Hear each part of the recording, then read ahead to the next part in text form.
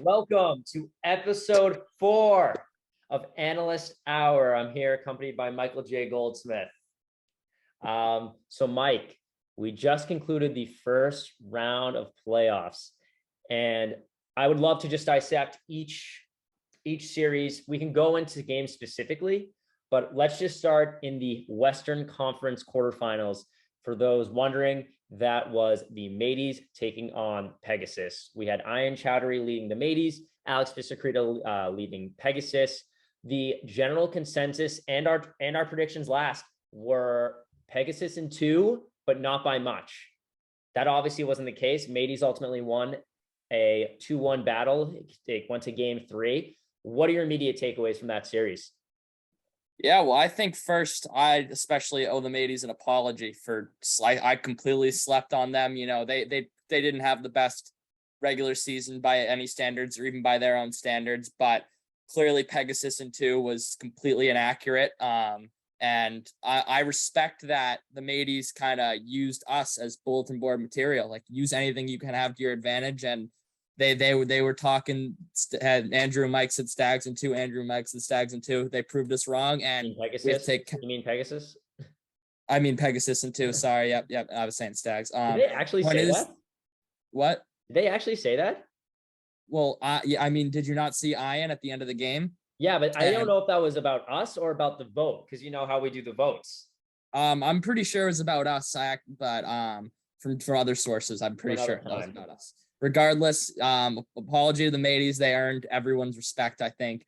And it's not about their offense. Their offense, I still believe, is a below average league offense, but their defense is just so incredible that I've never seen Alex Visacrita look so frustrated on the floor. Yeah, to neutralize him and Carter at the same time, the way they did, just incredible. Matt Schuwer showed why he's the league leader in rebounds, and the Pegasus didn't play bad. It's just that Mateys defense is just impenetrable at times, and it got the best of them, and that's why they won in 3.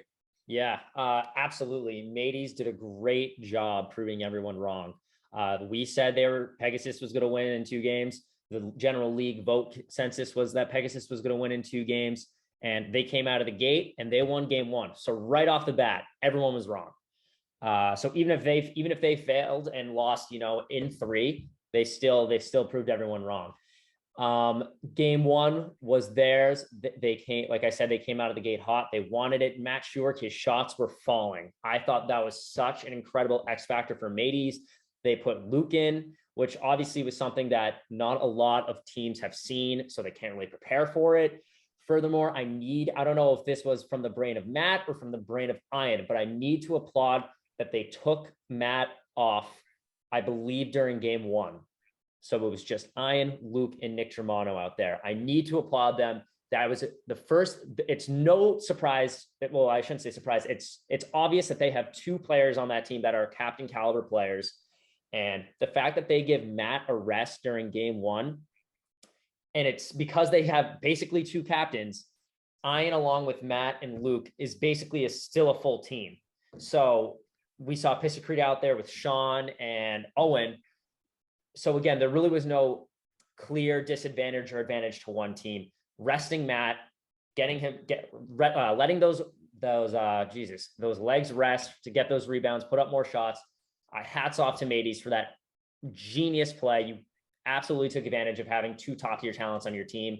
But I don't even think that obviously fueled the fire to their victory. But one thing that really stood out to me was in game 3, they looked hungry. They wanted it more.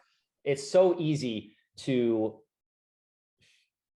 when you win that first game and then you lose the second one, I guess that lit a fire under their ass to go out there, and they were hungry. They wanted it. They never gave up. They were never out of the play. They were never out of possession. So definitely hats off to them. They deserved it. Pegasus put up an incredible fight. No one played a bad game. I just think at the end of the day, Mateys were hungrier and they played more efficient, and Matt's shot was better, and they totally deserved that win. Absolutely deserved that. And let's hop over to the Eastern Conference quarterfinals between the Stampede and Stags. An incredible series.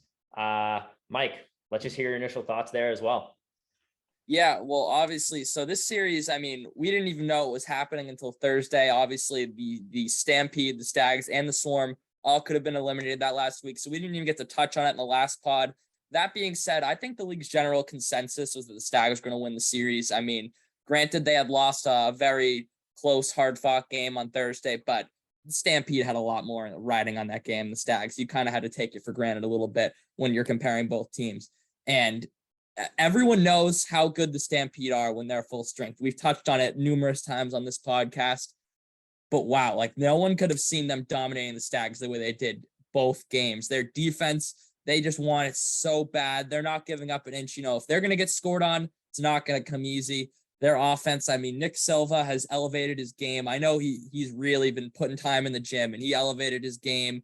And having Costa there is huge because I think Costa at least game one might have shot the ball more than Nick Silva, but with his offensive skill set, you know, he can drive, he can shoot, he can handle. That's not a bad thing. And Nick Silva doesn't need to shoot most of the team to add to make a significant contribution. And they just showed they're a well-oiled machine. Obviously, you have Dan off the bench, hitting his shots. He's always been one of the best 3-point shooters in the league. And yeah, they really just ran away with that series on both ends. And I mean, you look at Connor Fu, he was shaky offensively. He's always going to be there in defense, but he was shaky. His shots weren't falling. And he didn't get much help from Dennis and Sam. Not that they played bad. I think they were in the right spots at the right time. But yeah, for Sam, the shots weren't falling. And I feel like Dennis was a little passive at times where he had hit a lot of shots on Thursday and he was kind of passing up, I don't know if he was nervous in the moment, but he definitely was deferring to Connor a lot more. And one name we haven't even mentioned at all in this pod, actually, that deserves a mention is Tyler Beraldi. I think Beraldi did have a hell of a series, but you know, he was efficient. He showed why he got that fourth man nomination. But at the end of the day, Tyler Beraldi's not going to go change a series like that to a significant amount. So overall, Stampede were just the more complete team, the better team, and they were just more ready for the moment. Yeah. Hindsight's always 2020. I don't remember how I voted on that series. I'll tell you this. I definitely voted in 3. I don't know if I voted for Stags or Stampede. So I'll have to go back and check. I don't know if I can. I don't remember how I voted. However, I will say that series was kind of ripping the mask off or pulling the curtain, for lack of a better term, of the Stags. And what that kind of showed was their offense is very, very one-dimensional. Because if you look at the Stampede, and let's say Costa's not there or Gurkish's shots aren't landing, you have 2 inside threats in Silva and Chingris who can get those offensive boards and put that ball back in and score in the paint as well. And unfortunately, the Stags didn't show that versatility or efficiency on the inside. Now, Connor Fu, he's a lethal 3-point shooter. No matter how bad a game he played, he has that gene. He has it in him. He can pretty much shoot lights out any day except Sunday. And I think you summed it up well, where I don't think Fu or Sam or Dennis or even Beraldi were taking necessarily bad shots, but it was just nothing was going in. They couldn't buy a basket, and that happens to everyone. So they shouldn't beat themselves up. It really was a good series. They weren't taking bad shots. They weren't making bad decisions. They were playing their heart out, and just unfortunately stuff wasn't going their way. But I think Stampede really, really showed how versatile they are on both defense and offense. It's not easy to lock Connor beyond the arc. Connor is lights out. It's not easy to do it, and they did it. And Connor kind of showed the same face that Pisacreta did, that, oh crap, they have both spoiled themselves because of their talent, right? They are both so used to getting what they want on the offensive end, and they weren't getting it. And I think, again, hindsight's always 2020, but looking back, I don't think the Pegasus or Stags ever really had to worry about, what if this doesn't work out? What if Connor's 3 isn't falling? What if Sam's 3 isn't falling? What if Pisacreta has trouble driving and getting on the inside? Because they are so talented, they have spoiled themselves. And when the Stampede and Mateys both did such a good job of taking that away, that offensive avenue away, they kind of were caught with their pants down, and they didn't know what to do. Like I said, I'm going to reiterate again, Stags played an incredible games. They shouldn't be beating themselves up. They were taking good shots and they just simply weren't falling. So Stampede, they look really good. They're versatile on both offense and defense. They have two players. So with a 4-man team, they have two bigs who are great on the inside, great at inside defense, great on getting those rebounds defensively and offensively. And they also have those two wings who are good at creating their own shots. And yeah, they're definitely gonna give the next team they play, who's gonna be Super Pandas, they're definitely gonna give us some trouble. And it's gonna be a great series. And now for the Mateys playing the Funky Monkeys, let's make some just quick predictions on that game. So we'll do Funky Monkeys and Mateys, and then I'll kind of sit out on my competition towards the Stampedes. I'll let you take the torch with that, but we'll make predictions for that too. So let's start with the Funky Monkeys and the Mateys. Let's hear it. Yeah.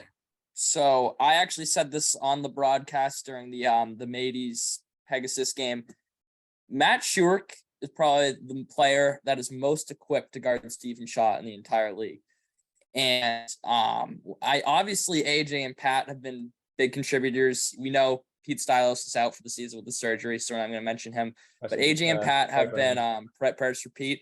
AJ and Pat have been contributors, but once you get into a playoff series, it comes down to how is Stephen Shaw going to execute, and are his shots going to fall? Are they not? If they're not falling, is he going to be aggressive or is he going to defer to his teammates? And the defensive unit that the Mateys in, the Mateys are. I think it's too much for the Funky Monkeys to handle, and I'm going to go with the Mateys in 3. That being said, because I think that they're going to wear down the Funky Monkeys. They have 4 men. The Monkeys have 3. They declined their replacement. So they're going to have the fresher legs. Their games don't, even in games 15, don't go below 30 minutes. They're going to wear that team out. They're not going to sweep them. No shot Stephen Shaw gets swept. They're going to win that series in 3 by simply outlasting and outwilling the Funky Monkeys. So it sounds like the Mateys have earned a new fan. Yeah, I mean, biggest critic, and now you're a big fan of them. I like it. Yeah, I know. I just, you have to put respect on that. I mean, they finally played like they should be playing all season, and they hit their stride at the right time. You can't fault them for that. And yeah, they're a defensive unit, and Steve Shaw has not faced a defense like that all season. So I think they'll give him a challenge. I think you have proposed such a logical prediction for that game. And honestly, if I wasn't not superstitious, but I think you made a really good stance in favor of the Mateys, and logically that was almost flawless. However, if I were to second that and the Funky Monkeys sweep the Mateys, which I don't think is out of the question, I'd feel like an idiot for betting against Stephen Shaw. Simply put, I'd feel like an idiot for betting against him. And what I complimented about the Stampede is that how versatile they are in offensive defense as a team. Stephen Shaw is in one player. Stephen Shaw makes it look effortlessly, both beyond the arc and inside the paint. The guy makes the defender look so childish, so foolish. And he's got a good enough team around him. You made a really good point for the Mateys. Yeah, I think you made a really good stance on them. Just to add to that, Nick Germano is a great defender too. Just to throw that out there. Yeah. Obviously Steven's going to put up 12, 13 points each game. He might even put up 15. Mm-hmm. I think the X factor for Mateys is offensive efficiency. And I think the X factor for Funky Monkeys is 2 things. Steven needs to shoot very efficiently. I did his stats last game, and obviously he plays well, but he hasn't been shooting as accurately as he would like to, beyond the arc, I should say. So I think he definitely needs to take good high percentage shots, limit the Hail Marys of threes, and also get Patrick and AJ involved. I'm assuming Nick Germano, and he's a good defender, will be on Pat, but Pat can probably get by him. I don't know if he'd finish, but you can create plays. So if Pat were to get by Germano and drive into the paint, whether it be a finish or the Mateys collapse defensively on him just to try to stop that layup, he could dish that out to AJ or Steve. So I think Steve needs to take advantage of moving that ball around and maybe not creating his own shot and allowing his teammates to create that shot for him. But I guess I'll take, you say Mateys in 3. I'll say Funky Monkeys in 3, only because I think I'd feel like an idiot for voting against Stephen Shaw. We'll switch it now to the Eastern Conference. I'll take a back seat. You can take your stance on the Stampede versus Super Pandas. Yep. So obviously, the way the Stampede are playing, it's pretty hard to bet against them. And you look at the Super Pandas. So you got Colin Kirkpatrick, you, Arvind, and Ian. And when you look at those matchups, it's just like, who the hell is gonna guard Nick Silva? I mean, realistically, Arvind is your big. He's shorter than I am. He's 5'8". Colin, an elite perimeter defender, but he can't guard the paint. You have another elite perimeter defender. You're not big enough to guard Nick Silva or even Cole Chingers for that matter, even though he's more of a defensive guy. That being said, I don't think that the Stampede have the offensive firepower that the Super Pandas have when they're at their best. The Super Pandas have the best chemistry in the league. That's no secret. They move the ball around better than any other team. And I think that will confuse the Stampede. Arvind sets excellent screens. Ian comes in off the bench. He's a spark plug. He's not going to come in and do what Dan Gerges does, but he's going to serve his role perfectly. It's really an even battle. I really think this is a coin flip looking at it. I'm going to go Super Pandas in 3. But I honestly, I'm saying Super Pandas in 3. I wouldn't be surprised if the Stampede sweep the Super Pandas. But that being said, Colin Kirkpatrick is an ASL legend. He wants it more than anyone. I know how devoted Nick Silva and Cole Chingers has been. No one wants it as much as Colin. So with all that being said, yes, Super Pandas in 3. That's my prediction. Okay.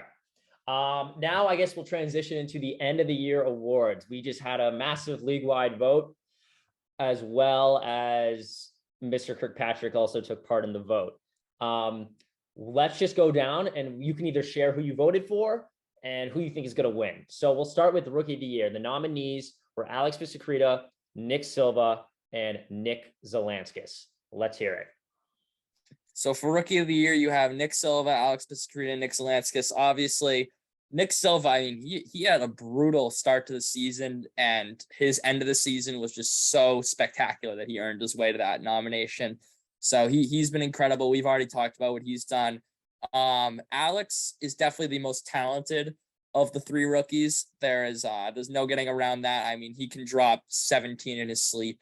And he, when he's going to the rim, obviously the Mateys found a way, but not during the regular season. No, it was his choice to get to the rim or not. And then you have Nick Zelanskis, who is just a two-way machine. Like you don't want to guard him in the paint, and you don't want to go to the paint on him. I voted to support my teammate Nick Zelanskis. I mean, you can tell what he meant to our team just because we went 3-1 with him and 0-3 without him, and so I think it's hard to argue the true impact that Nick Zelanskis had on Swarm. All right, yeah, I thought both 3 were worthy of the nomination. If Nick Zelanskis played a longer season, he probably would have earned my vote. I think Silva is the better captain, but in terms of, I view Rookie of the Year as more of an individual-based award as opposed to like an MVP or a fourth man, which is more team-based. How did you contribute to your team? For that reason, my vote went with Alex Pisacreta, and that was definitely not a criticism of either Nick Zelanskis or Nick Silva. I mean, hell, I nominated the 2 of them. However, based on, I view Rookie of the Year as an individual award. How did you play by yourself as a rookie? And I obviously think Alex Pisacreta was a great leader, and he was great offensively, great defensively. I'd love to have him back. I'd love to have all 3 guys back. Like I said, I think Nick Silva was the better captain as opposed to Alex Pisacreta. But for just individual performance, my vote went with Alex Pisacreta. Now we will do most improved. You feel as though you were robbed. I will give you a platform to talk about that. You were robbed of a nominee. But for those wondering, the nominees for most improved were Carter Brzezinski, Connor Fu, and you probably know. Oh, AJ Clark. AJ Clark. Oh, sorry. All right, you just cut out, but you just cut out. I'm assuming you're just reading the nominees off. Yes, I did. All right, I'm not gonna make this whole thing about myself, so I'll keep this under 30 seconds. I think I was snubbed because not because I was anything spectacular this season, but because I was truly atrocious and unplayable last season.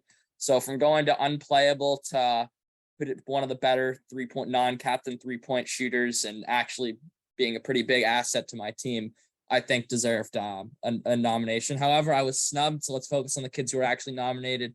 That was Carter Brzezinski, AJ Clark, and Connor, as you said. Carter, for him, it's all about his awareness and knowing where to be on the floor. He really, you watch him in past seasons and he's kind of just wandering around out there and then, oh shit, I got to get a rebound. He was always in the right spot at the right time. Part of that probably is the captaining of Alex Pascrita, but he really he proved he's more than just a 7'5" lanky dude. Like he has a great basketball IQ. AJ Clark, really like he came in last season on the teeny weenies and he just purely deferred to Stephen Shaw. He when he touched the ball, you knew it was going to Stephen Shaw's hands and within 2 seconds. This season, he was a true asset to his team on both ends, offense and defense. When he got the ball, he was incredibly aggressive. I know he had some troubles finishing, but his aggression enabled Stephen Shaw to take his game to another level. And he also, his pick and roll game improved as well. And then you have Connor Fu, who, in my opinion, his improvement was simply not hitting his threes to hitting his threes. And that's enough to bring him from a great captain to a top 3 player in this league. And I voted Connor Fu as the biggest fall off. And the way he's played this season, it was only fair for me to also vote him most improved. Yeah. I'll do my quick analysis of all 3. Carter Brzezinski, I mentioned earlier when we were analyzing the different matchups about like ripping the curtain, or taking the mask off, where I thought Carter Brzezinski thrived, but only under Colin last year when he played for Caddyshack. And I completely agree with you. Is that like I don't think he got necessarily better skill-wise, but his play style has matured so much where he became so much more valuable. He became a massive utility and he had such a more independent and more sufficient game. So I think that's why he definitely earned a nomination. Like I said, I don't think he necessarily got better, but he was able to produce and execute so much more because his play style on both ends of the floor developed and matured as opposed to last year.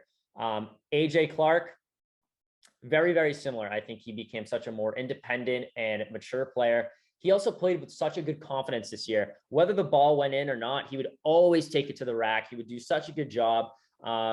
Both he and Pat have struggled with open layups in the past. And, you see flashes of that this year too. But the point is they're getting there. They're putting the ball in play. They're putting it up there, see if it can get. He's putting up more points, more rebounds. He's complimenting Steven better. So I think he actually had a night and day last season and this season development as well. And then Connor Fu. I guess I was wrong because when I made that poll of who's the biggest fall off, I was not expecting to see Connor Fu, but apparently I was definitely in the minority there. I guess I always viewed Connor Fu as this elite shooter, elite player.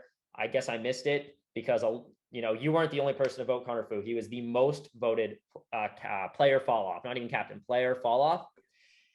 But even from what the perception I had of him last year has developed and increased so much more this year. Unfortunately, he didn't get past the first round of the playoffs, but it is no debate. You can even argue he was snubbed of an MVP nomination. I mean, he was lights out, absolutely lights out. He's taken down incredible teams. He has played incredible games. He and Sam were such a good duo. It was awesome. It was so awesome to watch, and I think he deserved that too. My vote fell with AJ Clark. I thought AJ Clark was really coming to his own earlier in the season, and he has only progressed. So he earned my vote there. But yeah. So after that, we will talk about fourth man. The fourth man nominees were Dan Gerges, Tyler Beraldi, and Ian Hale. Let's hear it. Yep. So Ian Hale, I gave him a shout out in episode number 2 for filling his role perfectly. That's why he was nominated. He did exactly what you guys needed for. He's not spectacular. He's perfect for what you guys need. You take Arvin out, Ian plugs the hole. His defense, I think he shed some weight, and that showed on both the offensive and defensive end. He's not getting just blown by anymore. He's getting rebounds. He's taking advantage of his smaller matchups. Yeah, Ian deserved not most. Ian deserved that fourth man nomination. His stats don't tell the full story with him. Tyler Beraldi, I thought it was a questionable nomination, but I think and that's no disrespect to Tyler Beraldi. I don't think he played up to his own standards this season. But that one game, he got a full start. He was arguably the best player on his team. That was the last game of the season, and his stats reflected that. And he's one of the best perimeter defenders, non-captains in the league, despite his size. And the kid's a hustler too. Brings an element to the game, like a guard element to the game that Dennis or Sam don't bring. He's the only other guard in that team, and he's a solid asset. And then you have Dan Gerges, who should run away with this award. I mean, he's a fourth man. He is a Lou Williams-esque fourth man where he could be starting on some teams, but he's coming off the bench in the Stampede, and he's been one of the captain or non-captain, a top 5 shooter this season. There's no getting around it. This is Dan's award to lose, and I don't think he'll even be in the fourth man category next season. And for that reason, I voted for Dan Gerges. Yeah. I'll say right off the bat, I voted for Ian. I always vote for my teammates, regardless of whether I think they deserve it or not. But Ian has filled his role perfectly. He's not the most skilled player out there, but I think he's adapted the fourth man role better than anyone else. Tyler Beraldi, there was no weakness on his stat line. He put up fourth man number points. He even put up some good rebounds, some good assists. He was always involved in the play. So I thought he was worthy of a nomination. Do I think he will win? Probably not, but I definitely think he was worthy of the nomination. He was a good asset to that team. He was great off the bench, and there was really no flaw or specific weakness on his stat sheet and his box score. Dan Gerges, that is a captain's dream. He is a captain's wet dream. I mean, let's be real. I thought Nick Silva has allowed Dan Gerges to complement the Stampede's game incredibly well. Now, we talked about how, Costa has struggled with attendance. So a lot of the times it was Nick, Cole, and Dan. But even when Costa's there, and specifically in that second game where they ended up beating the Stags, I thought Nick Silva did his substitutions with his own team perfectly. He would bench Costa and he would bring out Dan.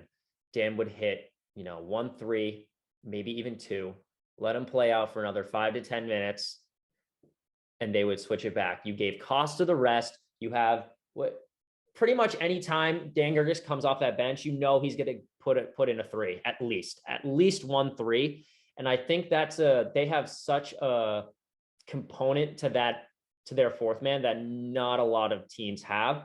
So I definitely have to applaud Nick Silva for utilizing Dan Gerges very, very well. That being said, I still voted for my teammate.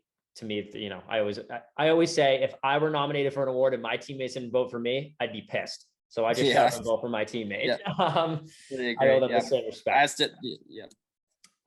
Then we have the defensive player of the year. This one, I don't know where everyone votes lied. I do anticipate it to be the closest. I do anticipate both defensive player of the year and MVP to be the closest votes.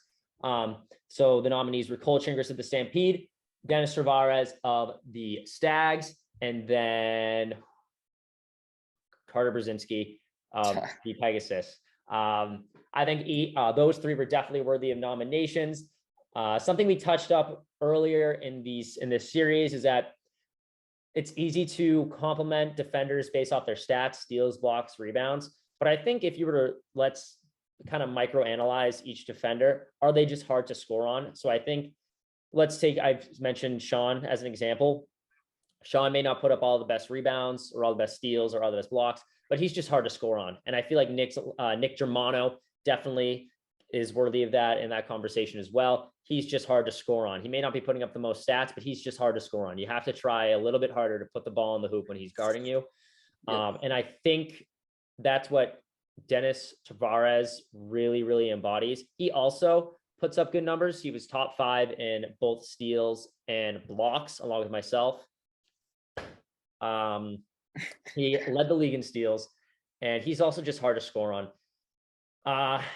Carter Brzezinski, it's a guaranteed 3 blocks every game. It'd be kind of ludicrous not to insert him in this conversation as a D point on. he swats everybody. So no one's safe when you're shooting on him. And then the third nominee being Cole Chingris. I think Cole Chingris, his defensive value definitely comes from rebounding and flourishing inside. I think he's a paint presence. He's a hard body to get through. So I think anybody who's driving, they might second guess themselves or hesitate when they see that both him and Nick Silver in the paint, but especially Cole. Cole has been great on the getting rebounds on the offensive end and the defensive end. I'm not sure his stats lie on steals and blocks, but I think he was definitely worthy of that nomination as well. Who did I vote for? I did vote for Dennis. I thought I was teetering back between Cole and Dennis, but I think the swaying vote for me was that Dennis simply just put up, not only is he hard to score on, he also backed it up with stats. So that's where I left it, as that. Yeah, I think you did a very good job analyzing all three of them. I think Carter and Cole are more not numbers guys, but you don't want to drive on them. They clog the paint so perfectly, and they both have that kind of Rudy Gobert factor where just their presence in the paint is going to impact what people's both aggression, and then when they do take the drives, the quality of the shot and the likelihood of it going in. I think a lot of people question the Cole Chingris nomination. I don't understand it. I think he was absolutely a top 3 defender. Yeah, I had a lot of people come up and say that to me too, and I kind of had to stand my ground and I'd say I don't understand that. I think Cole's worthy of it.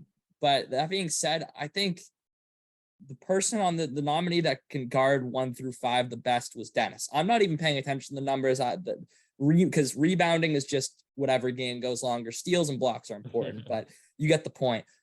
That who's gonna guard 1 through 5 the best? Like you're putting, we'll call it 1 through 3. 1 through 3. All right. The point is, like, if you put Cole or Carter on Connor Fu, they're gonna get torched in the perimeter. That's just the fact. And that doesn't mean they're bad defenders. That means that they use their interior defense and they lean on that, and they don't, they're not the best perimeter defenders. That's fine. Dennis does it all. He guards the interior, he guards the perimeter. He's just someone that is going to take someone out of the game, regardless of how they play, where they play.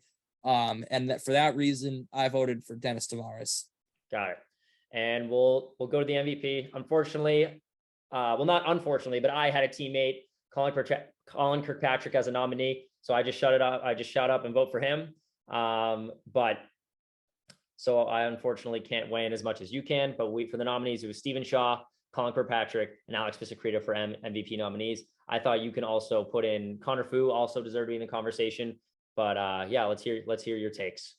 All right. So first of all, I'm going to rule out Stephen Shaw from even my consideration. And it has nothing to do with Stephen Shaw, actually. It has nothing to do with Stephen Shaw. But the fact is when Stephen Shaw got hurt, his team was fine without him. I know they had Rang as a replacement, and again, this isn't shitting on Stephen. He drafted great, and Rang filled his role perfectly. And there was just not that much of a drop-off in their team as a whole. Obviously, there was a drop-off, but it's not as significant as you might think when losing the captain level player. Well, they go 1 and 2 without him, 2 and 1 without him. 1 and 2, and they obliterated the Swarm, which and they kept it really close, and almost I think they led a majority of the game against the Super Pandas. I know they lost it at the end, but that 2 very competitive. They had 1 awful game, 2 very competitive games without him. For that reason, not even Steven was incredible. Not even going to consider him. So then you leaves Alex and Colin. Now, if you took Alex off his team and I think the Super Pandas would be better off without Colin than Pegasus would be without Alex. However, that being said, Colin is the best player on a 6-1 team. Alex is by far the best player on a 3-4 team. And this is the most valuable player who contributed the most to their team getting wins. You can't say that a team with 3 wins has the MVP next to a team with 3 wins. I don't think Colin necessarily outperformed Alex, but him being the captain and the best player on the leading scorer on that team on Super Pandas, that warranted my vote over Alex leading a 3-4 Pegasus. Yeah, I just summed up Colin as he's the best player on the best team. He's the best player on the team with the best record. So I think, yeah. I did Colin probably put up the numbers that people were anticipating this year? No, I don't know how many points he averaged. He also really developed his defensive game, which was awesome to see and awesome to have. But like I said, I am totally biased in this conversation, so I'll definitely shut up. All right. So for this portion, we usually do the novel fun conversation of the podcast. So I think I've actually received this request a lot, and I don't know where we're going to go. We're going to kind of freehand it. Let's go down not each, but let's shout out a lot of players in their NBA player comparison. Now, before we jump into it, let's decipher if we are talking relative to skill, play style, or the happy medium. What do you think we should do? I think you should do. I think you should do both. But yeah, you really you got to find the right balance, and I guess we'll debate them as they go. But okay. So one, can I just give an example right now just to get us started, and this will how we'll figure it out. Let's use Ewan as an example, and we were discussing actually before the pod. We said that Andrew would probably be similar to Chris Paul. Now, Andrew, you're not necessarily the superstar that Chris Paul is, but your skill sets are very similar. So that can kind of be are we going to use that as a standard, or do we have to find you someone less than that? No. We could totally keep it at Chris Paul. Totally cool. All right. So that's how we'll do it. That's how we'll do it then. I think that's a fair comparison. Like all right. So we'll stick. So another player that we talked about before the podcast, I thought Alex Pisacreta plays a very similar game in both skill and play style to Ja Morant. Yep. Completely unstoppable on the inside. So that's a player I thought were very, very comparable, both in skill and play style. We were talking about not Nick Young, J.R. Smith. J.R. Smith. Yeah. I mean, I just because, I could either come in, I could shoot the lights out, or I could build a wall of bricks. You never know what you're going to get. So, and I'm not really a top tier defender, but I have my moments. So that's why I said me for J.R. Smith. I think that one works out very well. Is it fair to call Carter Brzezinski Rudy Gobert? Is that fair? Yeah. I'm not as thrilled about that one as Andy, but I guess. What's holding you back? I feel like Cole's more Rudy Gobert. Why is that?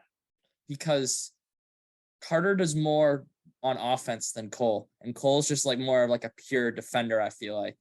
And that's not Cole, PJ Tucker. Wow, but no, because the thing is PJ is known for his elite corner three, and Cole simply is not. You're watching. I know Cole actually developed a corner three. Dude, I mean, listen, this is like, he's a great defender. He knows his role. I would not call him a corner 3-point shooter. Okay. All right. We'll agree to disagree on that one. Yep. Ian Hale, Grant Williams. Perfect. Beat me to it. Perfect. Comparison right there. I don't think you're gonna find one. And then as is Arvin DeMarcus Smart. Yeah. Even though Arvin's been better offensively this year. Arvin's been a better shooter than Marcus Smart is offensively. 100%. Arvin's probably been our most efficient 3-point shooter this year. He's been great. He's also a good defender. And he's also the guy that gets under your skin. Like, he changes the play style of a lot of players because he's annoying. He's the guy you hate to play against, but love to have on your team. Yeah. I think Marcus Smart is just that. What would you call Nick Zelanskis? Nick Zelanskis. Wow. Almost like a rich man's Julius Randle. Okay. I actually don't think that's a bad take at all. Yeah. Because again, he basically has every facet of his game complete except for his handling and his 3-point shooting.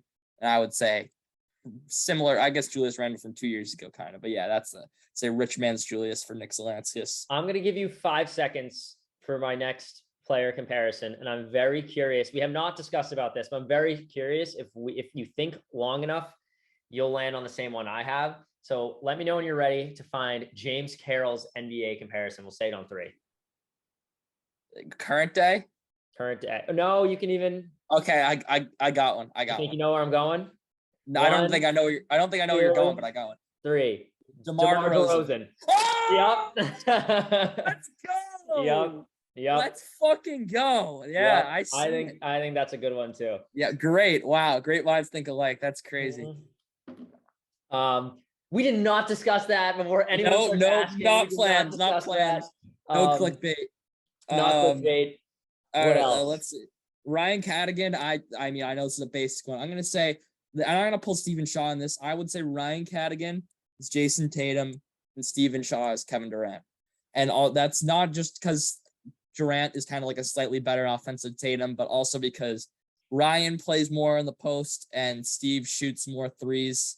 And I so that for that reason, I would go. What's stopping you from calling Ryan like a Joel Embiid? Because I think Ryan can lead a team like Joel Embiid can. You either see Ryan shooting the three or in the post, and I thought Ryan's not like a pure big or an elite shot blocker, and he's better. Yeah, I think he's a better. He also was better. He has a better shots handle. He also has a better handle than Joel Embiid. Yeah, and yeah, you know what I'm saying. Okay. Yeah. I'm not sure I love the Jason Tatum comparison. Wait, sorry, can I just one more thing? I think Nick Silva is more similar to Joel Embiid. No? Yeah, no, I think that's fair. I think that's fair. I think Ryan's a better shooter than Silva is, so that's why I think that I'd more lean towards Ryan getting that Joel Embiid comparison. But I see what you mean. I see what you mean. I don't think both are. I don't think both are pinpoint Joel Embiid. But I see where you're going with that. Yeah. What would you call? Let's see. AJ Clark. AJ Clark. I don't know. Feel free if you already have one. Feel free. I don't. No, I'm asking. I'm just curious. I'm thinking. Who's just like a. I mean, I don't know. He's kind of like he's better, just like a pure utility guy. Kind of like a better, like this is gonna come off as disrespectful to AJ. That's why I don't even want to say it, but I was thinking like Semi Ojeleye, but like a better version. Okay. Dan Gerges. Duncan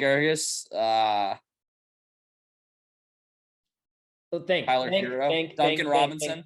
I was gonna say Duncan Robinson. Damn, I was gonna say Duncan Robinson. That would have been cool if we did two. Yeah, both with his offensive and his lack of defense. Yeah. Costa, James Harden. Yeah. Just a pure shot creator. Yeah. Always knows how to get open. I was thinking that for Connor Fu, but Fu's a better defender than Harden, and Costa is not. And not that Costa's an awful defender. But I mean, Costa's shifty with his feet. I don't think. Yeah, I think that's a good one. I would. But then who is Connor Fu? More versatile, Trae Young, probably. Trae Young. See, I was thinking Kyrie a little bit, but he shoots more threes than Kyrie. And I think Kyrie's more versatile, but. Yeah, and also the defense. ASL but you can't say Trae Young. You can't say Trae Young either because Trae Young can't play defense. Then do you want to? That's like such a huge facet of his game. Yeah. I can go with Luka there. I like that one. Okay. This kid doesn't. I was gonna say this kid doesn't get enough attention. Let's think one for Tyler Beraldi. So I'm gonna say Patrick Beverly. Yeah. I think that's a very not much on offense, but he can hit some tough shots once in a while, and he's undersized but still plays good defense and brings it every game. I think that's Chowdhury. I can never get our original one out of my head, which was prime Derrick Rose. I feel like that's just too accurate. Yeah. But that quick first step, that playmaking, that finishing ability, and not a heavy 3-point shooter. When he shoots it, it feels good. I think Derrick Rose is a great one. Prime Derrick Rose is a good one. All right. Matt Schuerk then. Matt Schuerk.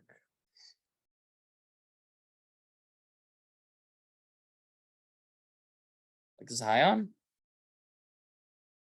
Is that a stretch? Zion? Well, he's so dominant inside, but like he's been launching threes, dude. You got to give him a player that has the capability to knock a shot. Yeah, but he hasn't been efficient from three during the regular season. That's true, but he pulls them, I guess. What? He pulls them, but I don't think he was great at shooting this season until the playoffs. But he typically is. He's a dominant interior force, but yeah, Zion might not be perfect. I don't think Zion's the best take. Well, you can sit on that one. How about? I'm trying to give someone. I have the roster up. Let's see. Germano. Well, we'll just go through the mateys. Nick Germano. I think Nick Germano is like Andre Roberson You